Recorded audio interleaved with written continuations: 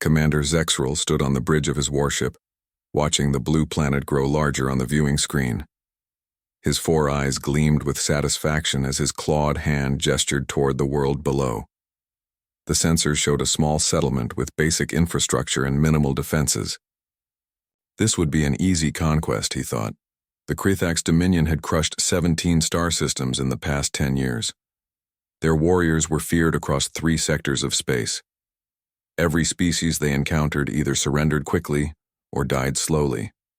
Zexrel had earned his position through countless victories, and this human colony would be another simple addition to his record. "Scan complete, Commander," his tactical officer reported, his scales rippling with confidence. "Population of approximately 50,000, 1 main settlement, mining operations, defense grid appears outdated, no significant military presence detected." Zexrel's mouth opened in what passed for a smile among his kind. His intelligence reports had been accurate. The humans were a weak species, absorbed in their soft entertainment and comfortable lives. His scouts had intercepted their broadcasts and found nothing but music, stories, and images of humans laughing and dancing. They seemed more interested in pleasure than power. "Open a communication channel," Zexrel commanded.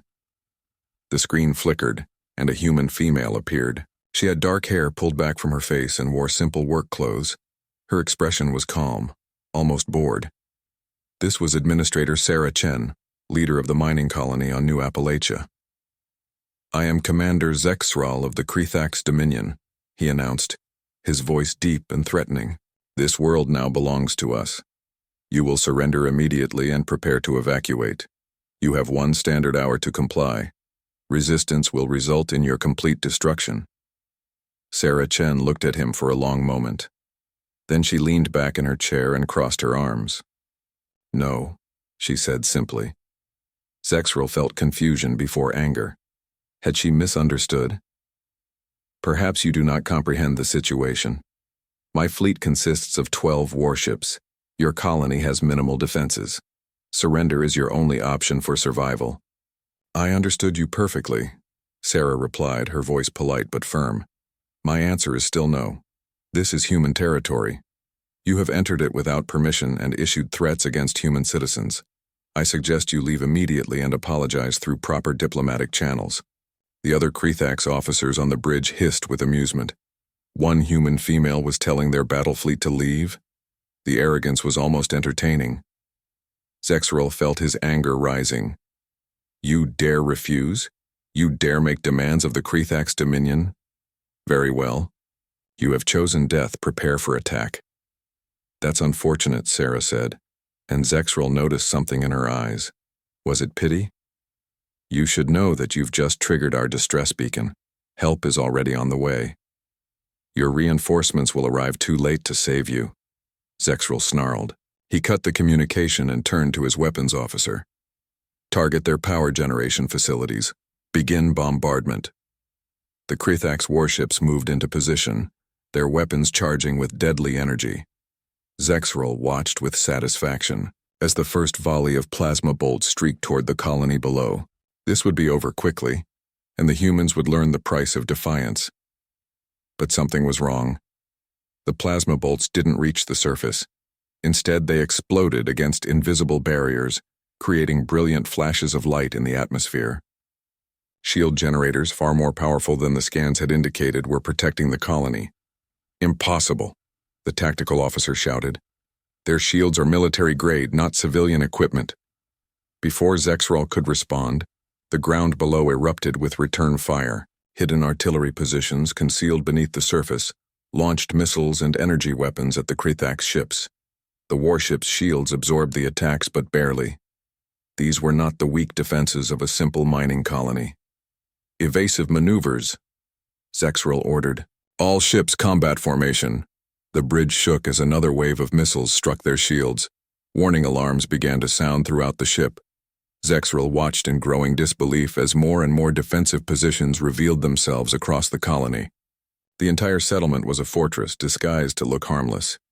"Commander, we're detecting movement below," the scanner officer reported, his voice tight with concern. "The civilians are not fleeing. They're taking positions in defensive structures, It appears every building has reinforced bunkers beneath it. Zexrel felt cold fear beginning to replace his confidence. This was not how conquests were supposed to proceed. The humans should be panicking, running, begging for mercy.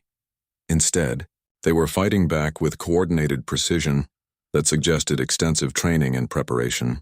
"How long until their reinforcements arrive?" he demanded. The communications officer worked his console frantically. "I'm intercepting their military channels, Commander. There's a human naval base approximately 4 light-years away. At standard, faster than light speeds. They could arrive in approximately 6 hours. 6 hours. Zexrel could work with that. His fleet was still superior. They could pound the colony into submission and leave before human reinforcements arrived. He opened his mouth to give the order to intensify the attack. Then the communications officer spoke again, his voice shaking. "Commander, correction. The human fleet is moving much faster than anticipated. They're using some kind of enhanced drive system. New estimate for arrival is 47 minutes. 47 minutes. Zexrel felt his confidence crumbling. He looked at the tactical display, watching the fierce resistance from the colony below. Every minute of battle was costing him ships and warriors, and the humans had barely begun to fight seriously. "How many ships are they sending?" he asked, dreading the answer. The communications officer's scales had turned pale with fear. "Sensors indicate 47 vessels, Commander. 3 times our fleet size. And they're broadcasting a message." "Play it," Zexrel ordered quietly. The voice that came through was calm, controlled, and absolutely terrifying in its certainty. "This is Rear Admiral Marcus Okonkwo of the Human Defense Space Force, commanding the 7th Rapid Response Fleet. You have attacked human citizens on human territory. Power down your weapons and prepare to be boarded, or we will destroy you. You have 1 chance to surrender. Choose wisely." Zexrel stared at the countdown timer on his screen. 45 minutes until the human fleet arrived. He looked at the colony below, still fighting fiercely despite his fleet's bombardment. He thought about his 17 previous victories, all against species that had collapsed quickly under pressure. The humans were different. They had prepared for this. Every colony was a fortress, every citizen a soldier, and their military was coming fast and angry. For the first time in his career, Commander Zexrel realized he had made a terrible mistake. Sarah Chen moved through the underground command center with practiced efficiency. Above her, explosions rocked the surface as the Krethax fleet continued its bombardment. The shields were holding, but they wouldn't last forever. That was fine. They didn't need to last forever. They just needed to last 43 more minutes. "Status report," she called out, moving between workstations where her people coordinated the defense. "Artillery batteries 3 and 7 are reloading," reported Marcus Webb, her chief of security. He was a former Marine like many of the colonists. "Batteries 1, 2, 4, 5, and 6 are maintaining suppressive fire. Enemy shields are down to 78% on their lead ship," Sarah nodded. Every human colony on the frontier was built the same way. On the surface, they looked like simple settlements focused on mining, farming, or research. Underground, they were military bunkers with enough weapons and supplies to hold out for weeks. The galaxy thought humans were soft because they shared music and art, and seemed to value comfort. The galaxy was wrong. "How are the civilians?" Sarah asked. "All accounted for and secure in the deep shelters," Webb replied. "Mrs. Johnson is already organizing the children into study groups. Mr. Patel has the medical bay fully staffed and ready." Everyone knows the drill. Of course they did. Every colonist practiced emergency protocols twice a year. Children learned shelter procedures before they learned to read. It had been this way for more than 200 years, ever since the Proxima Massacre. 17,000 humans had died that day. Because they weren't prepared for alien aggression, the survivors had sworn it would never happen again. Never again became humanity's promise to itself. Every colony was fortified. Every citizen was trained. Attack one human settlement and you attacked all of humanity. The Krethax were about to learn this lesson the hard way. Sarah's console beeped. "Incoming communication from Admiral Okonkwo." She accepted it, and the Admiral's face appeared on her screen. He was a large man with dark skin and gray hair, his expression calm despite commanding a fleet racing into battle. "Administrator Chen, status report," he said. "Shields holding at 62%, Admiral. No casualties so far. We've damaged their lead ship and they're getting frustrated. I don't think they expected resistance. A slight smile crossed Okonkwo's face. They never do. How are your people holding up? Like they always do, sir. Everyone's exactly where they need to be. Good, we'll be there in 38 minutes. Can you hold until then? We can hold for 38 hours if we need to, Admiral. These bastards picked the wrong planet to attack. Okonkwo's smile widened. That they did. See you soon, Administrator. And Sarah? Good work. The communication ended. Sarah allowed herself a moment of satisfaction before returning to the tactical display. The Krithax fleet was regrouping, probably preparing for another assault. Let them come. New Appalachia would stand. On the bridge of his flagship, Zexrel was learning about human tactics the hard way. His ships had superior firepower and better armor than the colony's defenses, but the humans fought with a ferocity that made no sense. They didn't retreat or try to preserve their weapons. Instead, they targeted his ships with aggressive, calculated strikes designed to cause maximum damage. They're not fighting to survive, his tactical officer observed. They're fighting to hurt us as much as possible before their reinforcements arrive. Zexrel understood the strategy now. The colony wasn't trying to win. They were trying to weaken his fleet so that the incoming human ships would have an easier battle. It was sound tactics, but it required a willingness to take risks that most species avoided. The humans seemed to have no fear at all. 35 minutes until the human fleet arrives, his communications officer reported. Zexrel made a decision. All ships focus fire on Grid Section 7. We'll create a breach in their shields and force them to surrender before reinforcements arrive. The Krithax warships concentrated their fire on one section of the colony's defensive grid. It was a brutal strategy, overwhelming one area with such intense bombardment that the shields couldn't compensate. After 3 minutes of sustained fire, the shields flickered and failed in that sector. Breach confirmed, the tactical officer announced. Shields are down in Section 7. Zexrel felt triumph surge through him. Finally, a weakness. Deploy ground troops to that sector. We'll take hostages and force their surrender. 3 Krithax assault shuttles launched from the fleet, carrying 200 warriors toward the breach in the colony's defenses. Zexrel watched them descend, confident that the presence of troops on the ground would break human morale. The shuttles landed near a cluster of habdomes that appeared undefended. The Krithax warriors poured out, weapons ready, expecting to find terrified humans hiding in their homes. Instead, they found themselves in a killing field. The habdomes were empty, but the surrounding buildings erupted with gunfire. Humans had positioned themselves in concealed fighting positions, creating a crossfire that caught the Krithax warriors completely exposed. Worse, the humans were using weapons that hit with devastating force.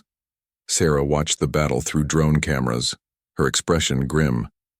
The Krithax were tough, but they came from a low-gravity world. Their bodies were built for agility, not strength. Humans came from Earth, a high-gravity planet that had shaped them into naturally powerful creatures.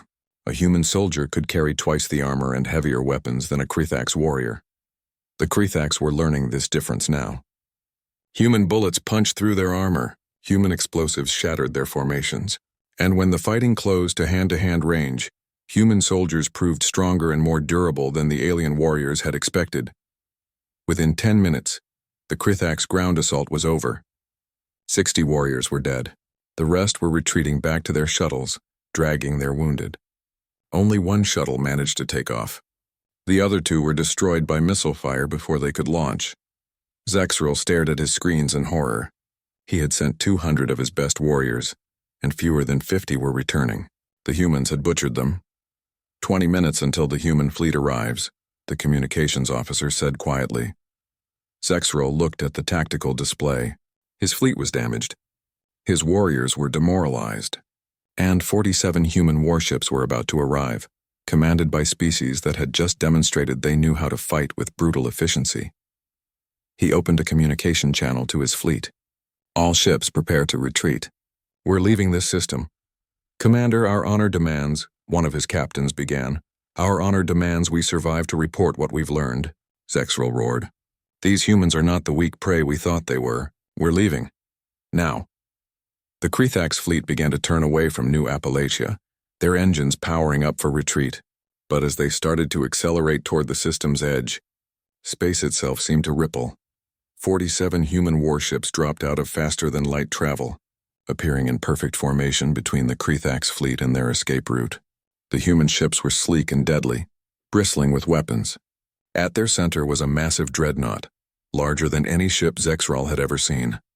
Admiral Okonkwo's voice came through on all channels, calm and implacable. "Krethax vessels, you are surrounded. Power down your weapons and prepare to be boarded. You have attacked human citizens on human territory. You will answer for this crime. You have 60 seconds to comply." Zexral looked at his fleet, then at the human ships. There was no escape. There was no victory. There was only the consequences of his terrible mistake. Zexral stared at the human fleet surrounding his ships. His tactical display showed targeting locks from dozens of weapons, all pointed at his vessels. The smart choice was obvious. Surrender, accept defeat, and hope for mercy. But Zexral was a warrior of the Krethax Dominion. His honor demanded he fight. "All ships combat formation," he ordered. "We will show these humans what Krethax warriors are made of." His officers hesitated, but they obeyed. The 12 remaining Krethax warships moved into battle positions, their weapons charging. Zexral knew this was likely suicide, but he refused to surrender without a fight. "So be it," Admiral Okonkwo's voice came through the speakers. He sounded almost sad. "You made your choice. All ships, engage at will." What happened next would be studied in military academies for generations. The human fleet moved with coordinated precision, but their tactics were nothing like standard naval warfare. Instead of staying at long range and exchanging fire safely, the human ships accelerated directly toward the Krethax vessels. "They're charging us," Zexral's tactical officer shouted in disbelief. "They're moving into point-blank range." The human ships came in fast and aggressive, their shields absorbing the Krethax fire as they closed the distance. When they were close enough, they unleashed devastating broadsides at ranges where both fleets would take severe damage. But the humans didn't seem to care about their own safety. They fought like predators, willing to take wounds if it meant killing their prey. 2 Krethax cruisers exploded under the concentrated fire.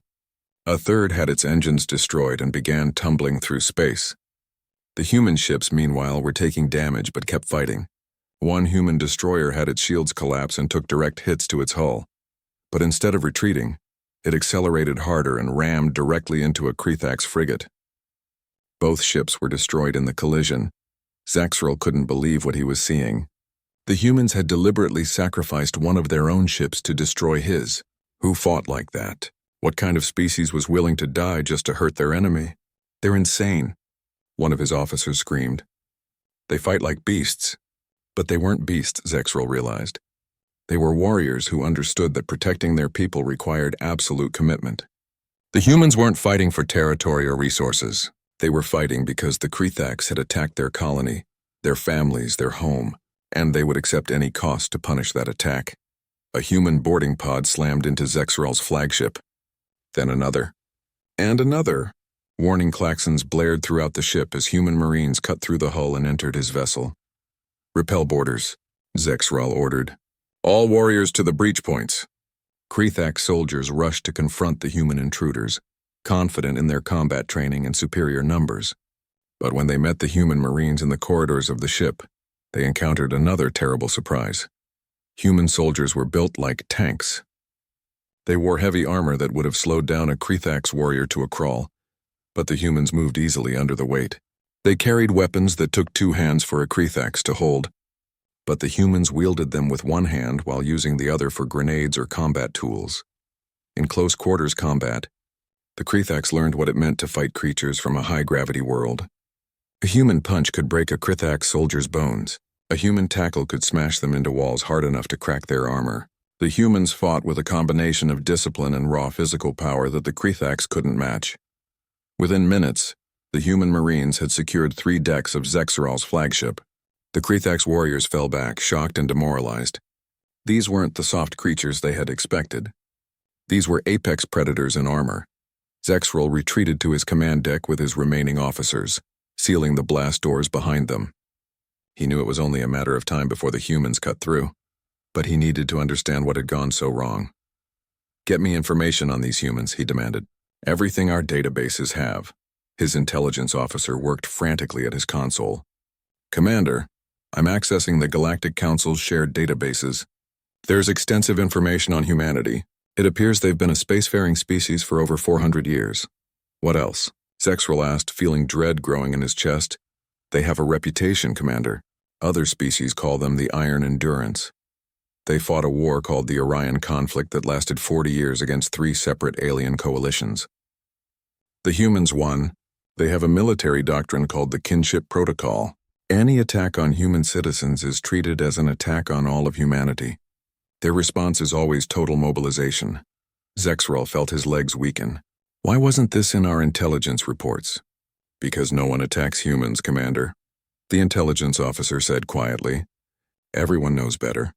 They're peaceful traders and scientists most of the time, but when threatened, they respond with overwhelming force. There are warnings in the database. Multiple species have cautioned against aggression toward human territory. The blast doors began to glow red as the human marines started cutting through them. Zexrel looked around his command deck at his terrified officers. They were going to be captured. His fleet was destroyed, and it was all because he had been too arrogant to do proper research on his enemy. The doors exploded inward. Human marines poured through, their weapons trained on every Krethax in the room.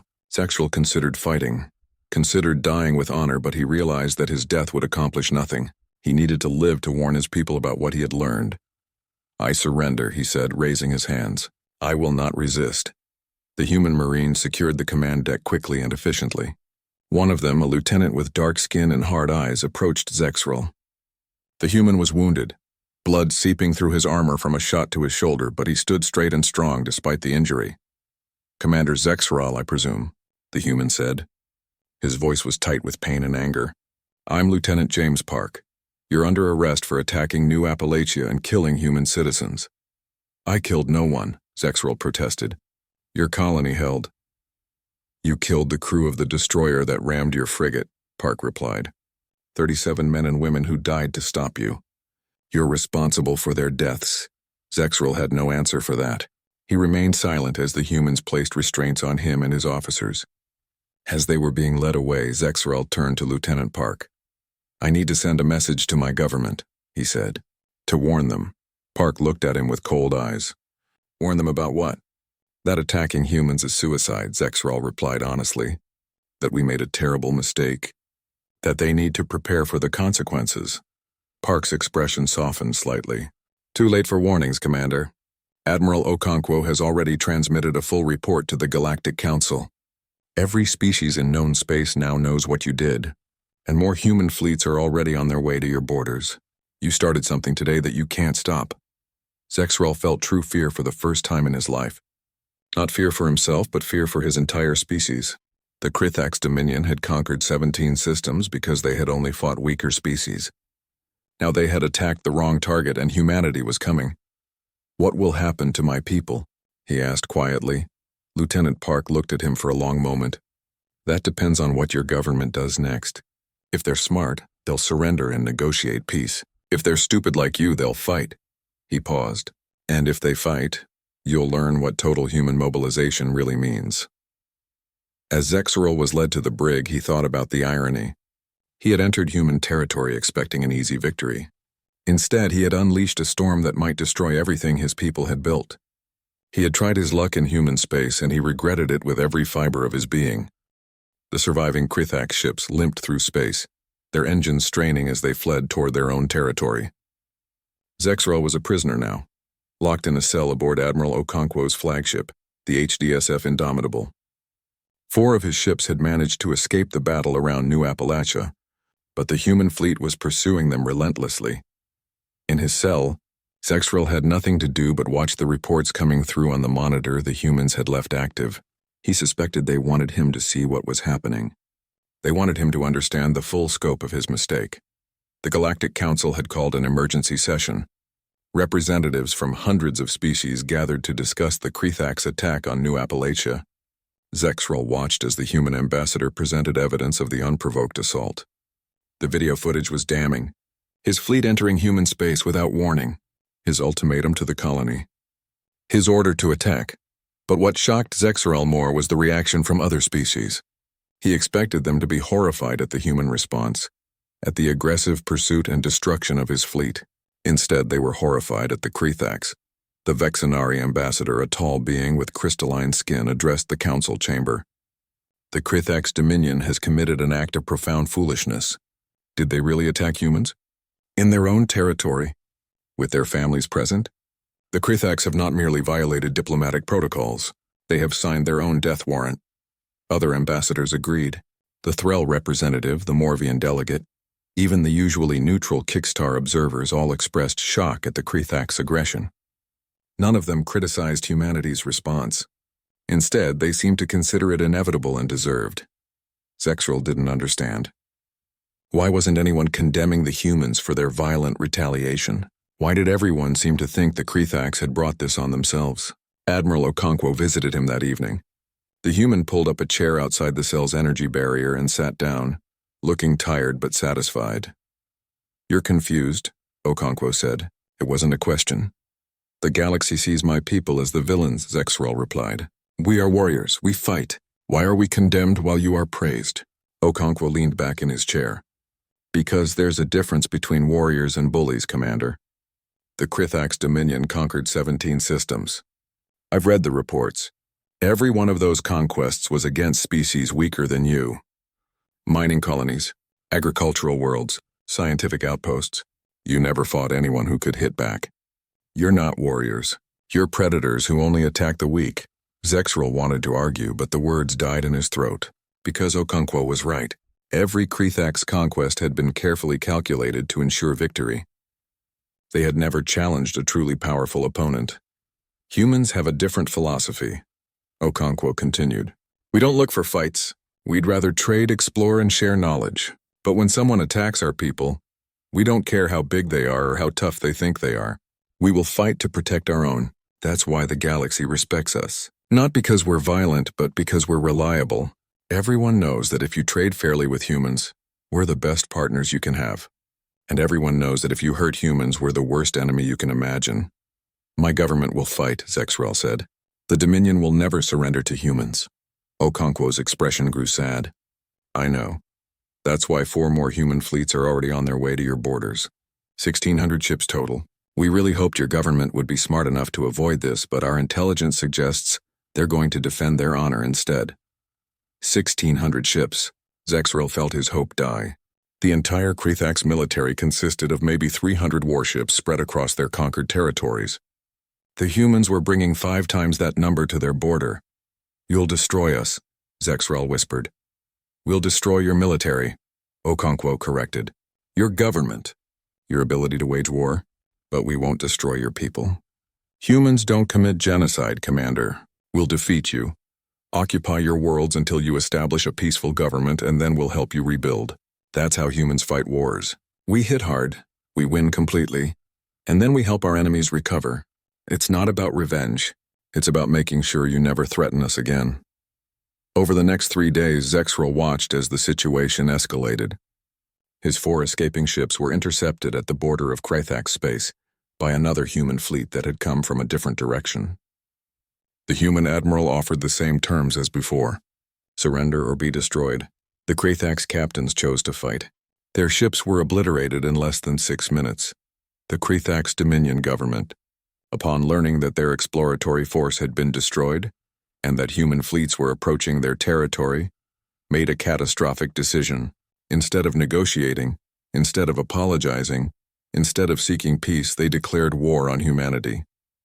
They recalled every military ship to defensive positions around their core worlds and prepared for invasion. Zexrel watched the announcement from his cell and felt despair. His people's pride was going to get them all killed. The human military response was immediate and overwhelming. The 1,600 ships that were already en route were joined by more fleets from every human sector. Within a week, more than 3,000 human warships had assembled at the Krethax border. But the humans didn't attack immediately. Instead, Admiral Okonkwo sent a message that was broadcast across all Krethax channels and to every species in the Galactic Council. Zexrel watched as Okonkwo's face appeared on screens throughout Krethax space. The Admiral looked directly into the camera, his expression serious but not cruel. "People of the Krethax Dominion," Okonkwo began. "My name is Admiral Marcus Okonkwo of the Human Defense Space Force. Your government has declared war on humanity in response to our defense of New Appalachia. This war is unnecessary, it is wasteful, and it is a war you cannot win. Okonkwo paused, letting his words sink in. I am authorized to offer your government one final opportunity for peace. Surrender Commander Zexrel and his officers for trial. Pay reparations to the citizens of New Appalachia for the damages your attack caused. Sign a non-aggression treaty with humanity and agree to diplomatic oversight of your military expansion. Do these things and this war ends before it begins. Another pause. But if your government refuses, if they choose pride over wisdom, then humanity will proceed. We will enter your space. We will destroy your military. We will occupy your worlds, and we will not leave until you have a government that values peace over conquest. Okonkwo's expression softened slightly. This is not a threat. It is a promise. We do not want to harm your people. We do not want to destroy your culture. But we will not allow you to threaten human lives. You have 48 hours to respond. Choose wisely. The broadcast ended. Zexrel sat in his cell, hoping desperately that his government would see reason. 48 hours to save their entire civilization. The Krethax Dominion's response came after 36 hours. Their leader, Supreme Commander Thraxul, appeared on all channels wearing full military regalia. His message was defiant. The Krethax Dominion bows to no one, Thraxul declared. We will never surrender our warriors to alien justice. We will never pay tribute to weaker species. And we will never accept limitations on our sovereign right to expand. Let the humans come. Let them learn that the Krethax cannot be conquered. We will fight to the last warrior, to the last ship, to the last breath. The transmission ended. Zexrel put his face in his hands. His people had chosen suicide over surrender. They had chosen pride over survival. Admiral Okonkwo visited his cell one more time before the invasion began. The human looked genuinely sad. I'm sorry, Okonkwo said quietly. I truly hoped they would accept peace. My people are fools, Zexrel replied, his voice empty of emotion. Proud, stupid fools. And now they will pay the price for their pride. Yes, Okonkwo agreed. They will. But Commander, I want you to know something. When this is over, when your military is defeated and your government has fallen, humanity will help rebuild. We'll provide food, medicine, and resources. We'll help establish a peaceful government. We don't want to destroy the Krethax. We just want to stop you from hurting others. Zexrel looked up at the human admiral. Why? Why help us after we attacked you? Okonkwo smiled slightly. Because that's what humans do. We fight hard, but we also forgive. It's not about revenge. It's about making the galaxy safer for everyone, including former enemies. The next day, 3,000 human warships crossed into Krethax space. The war had begun. The war lasted 6 weeks. Not 6 months, not 6 years. 6 weeks from the first human ship crossing the border to the complete collapse of Krethax military resistance. Zexrel watched it all from his cell aboard the Indomitable. Admiral Okonkwo kept the monitors active, allowing him to see every battle, every defeat, every moment of his people's systematic destruction. It was cruel, perhaps, but Zexrel understood why. The humans wanted him to witness the consequences of his actions. They wanted him to carry this knowledge when he finally faced trial. The human fleets moved through Krethax space like a force of nature. They didn't simply attack military targets. They surgically dismantled the entire Krethax war machine. Shipyards were destroyed. Supply depots were captured. Communication networks were taken offline. The humans fought with precision and overwhelming force, giving the Krethax no chance to adapt or recover. The Krethax warriors fought bravely, Zexrel had to admit. They faced impossible odds and continued fighting anyway. But bravery wasn't enough against human tactics and human determination. Every battle ended the same way. Krethax defeat, human victory. In the 4th week of the war, Supreme Commander Thraxul was killed when human marines stormed the Dominion Capitol building. The government collapsed. Remaining Krethax military commanders began surrendering individually, realizing that continuing the fight would only lead to more deaths. By the 6th week, it was over. The Krethax Dominion no longer existed as a military power. Human forces occupied every major world. The conquest was complete. Admiral Okonkwo visited Zexrel's cell the day after the last Krethax fleet surrendered. The human looked exhausted but relieved. It's done, Okonkwo said simply. Your people have surrendered. Zexrel felt empty. How many died? On your side? Approximately 43,000 military personnel. We did our best to minimize casualties, but war has its costs. Okonkwo paused. On our side, we lost 7,000 service members. Every single one of them died protecting others or achieving military objectives that saved lives in the long run. 7,000 humans dead because of Zexral's attack on New Appalachia. The weight of that number crushed him. 7,000 families destroyed because he had been arrogant enough to think humans were weak. What happens now? Zexrel asked. Now comes the hard part, Okonkwo replied. Occupation, rebuilding, justice. The Galactic Council has agreed to support human administration of Krethax space until your people can establish a stable, peaceful government. It will probably take years, maybe decades, and my trial? In 3 days. The proceedings will be held on neutral ground, with the Galactic Council providing judges. You'll be allowed legal representation. The trial will be fair. Okonkwo looked at him seriously. But Commander, you need to understand. You attacked civilians. You started a war that killed 50,000 people. The evidence against you is overwhelming. You will be found guilty. Zexrel nodded slowly. He had no illusions about his fate. I will accept responsibility for my actions. I will not make excuses or try to avoid punishment. Something like respect flickered in Okonkwo's eyes. Good. That's good. The trial was held on the neutral station of Galactic Unity 1 with representatives from 20 species present to observe. The proceedings were broadcast throughout known space so that everyone could witness Krethax justice. Zexrel stood before the judges and listened as the charges were read. Unprovoked military aggression, war crimes, violations of the Galactic Peace Accords. The list went on. When asked how he pleaded, Zexrel spoke clearly. Guilty. To all charges, I take full responsibility for my actions and the consequences that followed. I offer no excuses. I ask for no mercy. I only ask that my punishment serve as a lesson to others who might consider such foolish aggression. The judges seemed surprised by his honesty. So did many of the observers. Apparently, they had expected him to make excuses or try to blame others. The trial lasted 2 days as evidence was presented and witnesses testified. Sarah Chen spoke about the attack on New Appalachia. Admiral Okonkwo described the military response. Survivors from both sides shared their experiences. Through it all, Zexrel remained silent, accepting his guilt. When it came time for sentencing, the lead judge, a Vexnari diplomat named Crystal Song, addressed the chamber. Commander Zexrel of the former Krethax Dominion has committed serious crimes against peace and civilization. His actions led directly to the deaths of 50,000 beings and the destruction of his own government. The law demands severe punishment for such crimes. She paused, her crystalline features reflecting light and somber patterns. However, the defendant has accepted full responsibility without evasion or excuse.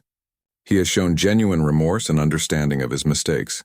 These factors will be considered in sentencing. The sentence was harsh but not cruel. 40 years imprisonment. Full reparations to be paid from Zexrel's personal assets and pension to the victims of New Appalachia, and mandatory service once released, helping to rebuild the worlds damaged by the war he started. As the guards led him away, Zexrel felt something unexpected. Not relief, but a sense of purpose. He would spend the rest of his life making amends for his terrible mistake. It wouldn't erase what he had done, but perhaps it would prevent others from making the same errors. 5 years later, Zexrel stood in a work crew on New Appalachia. The colony had been completely rebuilt with Krethax labor and resources, better and stronger than before. The humans had insisted that those responsible for the destruction should help with the reconstruction. It was part of the healing process, they said. Zexrel worked alongside other Krethax prisoners and, surprisingly, human colonists. At first, the interactions had been tense and awkward. How do you work beside people whose families you helped harm? But gradually, carefully, something unexpected developed. Understanding. Not friendship, not at first, but mutual respect. The humans saw that the Krethax workers were genuinely trying to make amends. The Krethax saw that the humans, despite having every reason to hate them, were willing to give them a chance at redemption. Sarah Chen visited the worksite regularly. She had taken a personal interest in the reconstruction and in the rehabilitation of the Krethax prisoners. One day she approached Zexral as he was helping install a new power generator. "You're doing good work," she said simply. Zexral looked at her, this human administrator whose colony he had tried to destroy. "It is the least I can do." "I cannot undo what I did, but I can build something better." Sarah nodded. "That's all any of us can do. Learn from our mistakes and try to build something better." She paused. "You know, in a strange way, your attack made us stronger. We proved to ourselves in the galaxy that humans stand together, that we protect our own. That was a valuable lesson." "A lesson that cost 50,000 lives," Zexral replied bitterly. "Yes," Sarah agreed, "and we can never forget that cost. But we can honor those who died by building a future where such conflicts become less likely. That's what you're doing here. That's what matters now." Over the years, Zexral became an unlikely voice for peace. He spoke at schools, both human and Krethax, about the dangers of pride and aggression. He told his story honestly, holding nothing back, explaining how his arrogance had led to catastrophe. Young Krethax warriors would sometimes challenge him, calling him a coward for surrendering, for working with humans. Zexral would look at them with tired eyes and say, "I thought like you once. I believed strength alone mattered. I learned I was wrong, but the lesson cost 50,000 lives. Learn from my mistakes so you don't have to make your own." The Galactic Council eventually recognized the transformation of Krethax society. The species had gone from aggressive conquerors to one of the most vocal advocates for peaceful dispute resolution. It had taken a generation and tremendous suffering, but the change was real. 10 years after the war, a memorial was unveiled on New Appalachia. It listed the names of every being who died in the conflict, both human and Krethax. At the dedication ceremony, elderly now and near the end of her career, Sarah Chen gave a speech. "We gather here to remember those who died because two species failed to understand each other," she began. "We remember the humans who died defending their home. We remember the Krethax who died following misguided orders. We remember all of them, not with hatred but with determination." She gestured to the memorial, a beautiful structure of stone and metal that gleamed in the sunlight. "This monument reminds us of several truths. First, that humans will always protect their own. Attack one human settlement and you attack all of humanity. That will never change. Second, that strength must be tempered with wisdom. The Krethax were strong, but they were not wise. They paid terribly for that mistake. And third, that even former enemies can build peace together. The Krethax workers who helped rebuild this colony showed us that redemption is possible, that the future doesn't have to repeat the past." Zexral stood in the crowd, no longer a prisoner but still serving his sentence through voluntary work. He listened to Sarah's words and felt the weight of those 7,000 human deaths. That weight would never leave him. But alongside it he felt something else, hope that his mistakes, terrible as they were, had taught lessons that might prevent future wars.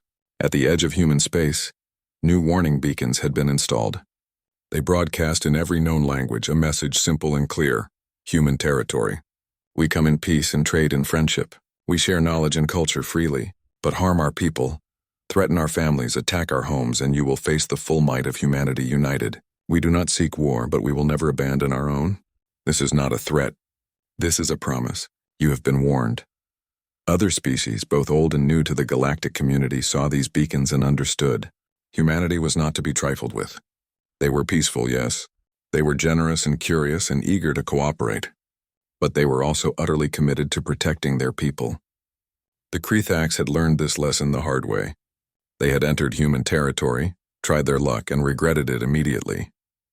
Their story became a legend, a cautionary tale told across the galaxy, a reminder that strength without wisdom leads to ruin, but that even from the ashes of catastrophic mistakes, something better can be built. And in the end, that was humanity's greatest strength. Not their weapons, not their ships, not even their fierce protection of their own. It was their capacity to turn enemies into partners, to help rebuild what they had destroyed in war, to believe that the future could always be better than the past. That was the legacy of New Appalachia. That was the lesson of the Krethax War. And that was why, throughout the galaxy, people looked at humanity with a mixture of respect, caution, and hope.